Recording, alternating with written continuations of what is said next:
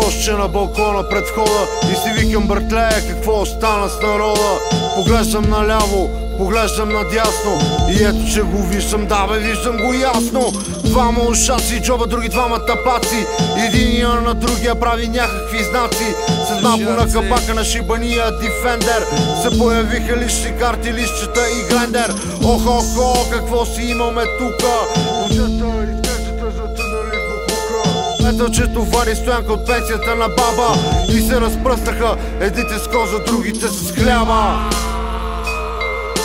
Да, в брадата ти са моите тъшаци. Не си мисли, че ти правя някакви знаци.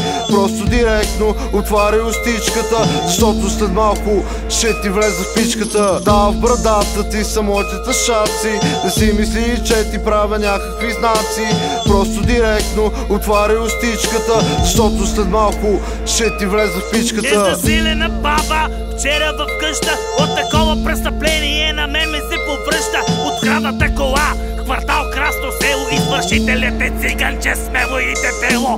Опит за рекет в ресторанта, рекетьорът избягал с пълна чанта, но бодигард го спрял там пред вратата и го хрумнал на място в устата. Да, в брадата ти са моите тъшаци. Не си мисли, че ти правя някакви знаци.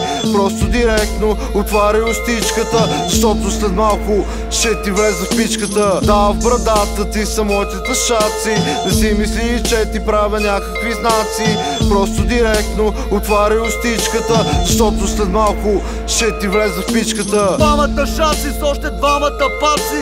Едните са куки, другите пък сме раци. Едните откачат, искат да пушат коше, а другите ги чакат с някакво тъпо въпросче. Какво е това? Изкачат и в гащите. Козе ще пушиш, бе, ще звънна на вашите. Нима заплашвай, че пак ще откачаш.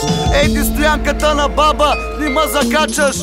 Ей келе, ще ти сера в устата. Трябваха ми тея 100 лева и балсам тъе майна. Слушай, какво се получи сега? Куката замина доволна, но без трева. Върна ми я, брат, и аз така си отпуснах, че после кошето си друснах. Какво стана? Кажи, какво стана?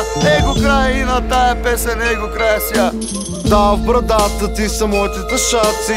Не си мисли, че ти правя някакви знаци. Просто директно отваряй устичката, защото след малко ще ти влезе в пичката. Да, в брадата ти са моите тъшаци. Не си мисли, че ти правя някакви знаци. Просто директно отваряй устичката, защото след малко ще ти влезе в пичката.